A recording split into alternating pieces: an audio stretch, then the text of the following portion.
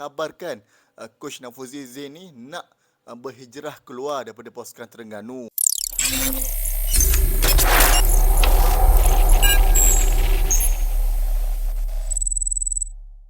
Assalamualaikum dan salam sejahtera. Bertemu lagi kita dalam channel 433 Malaysia Official. Okey geng, rasanya dah lama betul ya aku tak berbual dekat channel YouTube ni. Maklumlah, sekarang ni busy sikit. Orang kata tengah nak final exam ni.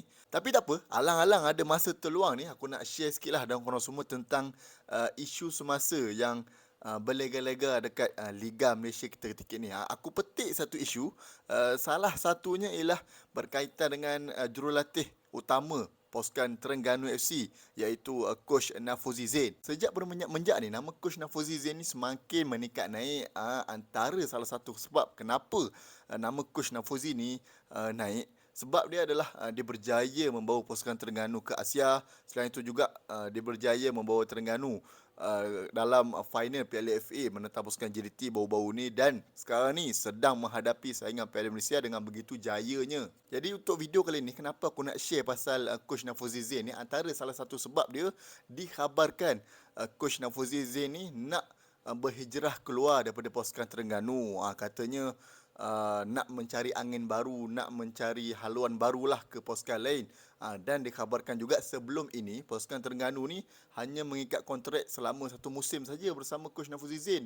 Jadi baru-baru ni manajemen pengurusan tertinggi Terengganu Football Club Sdn Bhd memberi orang kata tawaran lanjutan kontrak kepada Coach Nafuzi Zain untuk terus kekal bersama dengan pasukan Terengganu. Tapi tak tahulah macam mana. Tapi untuk video kali ni, aku nak share dengan korang semua tentang 5 sebab kenapa Coach Nafuzi Zain ni menjadi rebutan kelab-kelab dekat Liga Malaysia kita ni. Yang pertama, taktikal yang berkualiti. Okey, walaupun pada 2 perlawanan awal dalam saingan Liga Super, pasukan Terengganu FC ni mengalami kekalahan yang berturut-turut, tapi selepas daripada 2 perlawanan itu, pasukan Terengganu FC terus mengorak langkah, terus mengorak kejayaan, dan kalau kita tengok kedudukan terakhir pasukan Terengganu FC dalam saingan Liga Super kini berada di kedudukan kedua, bawah pada pasukan JDT, dan kalau kita tengok bilangan jaringan gol pun boleh katakan kedua ataupun ketiga terbaik selepas daripada pasukan JDT. Yang pertama of course lah pasukan JDT, yang kedua sama ada Terengganu dan Selangor, sebab dia orang punya jaringan tu sama tapi Selangor ni bolos banyak. Dan untuk pasukan Terengganu pula, dia orang ni punya bolos kedua paling sikit dalam saingan Liga Malaysia selepas daripada pasukan JDT. Yang pertama paling sikit bolos of course pasukan JDT, yang kedua ialah pasukan Terengganu. Jadi disebabkan itulah aku cakap taktikal Coach Nafuzi Zain ni orang kata memang sangat wow, memang bukan aku seorang yang mengakui, ramai rata-rata peminat pasukan Terengganu, penyokong bola sepak tanah air pun memang mengakui yang taktikal ataupun corak permainan Coach Nafuzi Zain ni memang lain daripada lain. Dia punya short pass, dia punya aggressive player, dia punya marking player, walaupun ada lah sikit-sikit tu, taklah sempurna semua kan, tapi orang kata dia punya taktikal tu macam lain macam kan, nampak seronok lah tengok gameplay tu. Dan dengan statistik yang aku cakapkan tadi, terbuktilah bahawa taktikal ataupun formasi Coach Nafuzi Zain bersama dengan adunan pemain-pemain Terengganu FC yang berkualiti cukup untuk aku buktikan yang Coach Nafuzi Zain memang seorang yang mempunyai kualiti dalam menjadi seorang jurulatih dalam saingan Liga Malaysia kita. Yang kedua, umur Coach Nafuzi Zain ni masih lagi muda. Tak silap aku, umur Coach Nafuzi Zain ni pada tahun ini sudah pun mencecah 44 tahun. Boleh dianggap masih lagi muda, boleh dianggap sebagai salah seorang jurulatih yang paling muda lah dekat Liga Malaysia kita ni. Jadi disebabkan itulah kelab-kelab besar ni berminat dengan Coach Nafuzi Zain, sebab dia punya potensi tu ada, dan jangka masa dia nak duduk dengan kelab tu lebih lama. Yalah, kalau umur 44 tahun kau ikat kontrak 5 tahun baru pergi 49, so boleh dikata masih lagi relevan lah untuk sebuah kelab tu. Dan selain itu juga Coach Nafuzi Zain ni seorang yang terbuka mindanya, yang sedia untuk menerima ilmu. Jadi disebabkan itulah kelab-kelab besar ni berminat dengan Coach Nafuzi Zain. Yang ketiga, Coach Nafuzi Zain ni pula anak buah Irfan Bakti. Kalau kita tengoklah, sebelum Coach Nafuzi Zain ni memulakan karier kejurulatihan dia, sebelum itu dia pernah berkhidmat bersama dengan pasukan Kelantan FA, dan seterusnya dia pulang ke Terengganu untuk menjadi jurulatih pasukan Piala Belia ataupun Piala Presiden pasukan Terengganu, lebih kurang macam tu, dan seterusnya menjadi pembantu jurulatih bersama dengan pasukan Terengganu, dan seterusnya dia dinaikkan pangkat untuk bersama dengan skop utama pasukan Terengganu bersama dengan Coach Irfan Bakti. Dan aku rasa pengalaman dalam diri Coach Nafuzizin ni memang sangat berharga lah apabila dia ni pernah menuntut ilmu bersama dengan Irfan Bakti Abu Salim.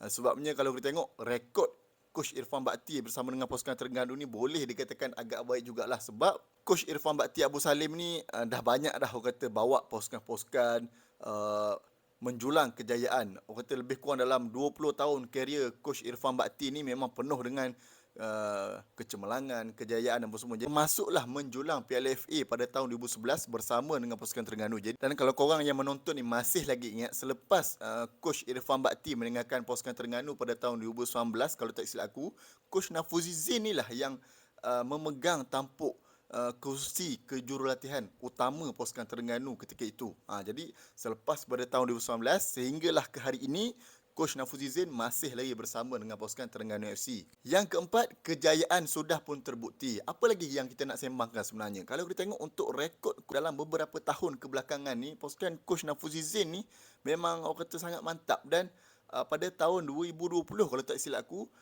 Coach Nafuzizin ni sudah pun membawa Terengganu ke Piala AFC, tetapi pada tahun 2021 AFC tak boleh main sebab masa tu Covid. So terpaksa batal. Pada tahun 2022 ni sekali lagi Coach Nafuzizin membawa pasukan Terengganu ke Piala AFC untuk tahun 2023 nanti.